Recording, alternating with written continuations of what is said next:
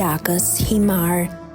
I vendosur në një nga qoshet e qeta të himarës së vjetër, kroji i plakës është një burim i lashtë uji që rrjedh nën hijen e ullinjve shumë vjeçar dhe rrënjëve të historisë.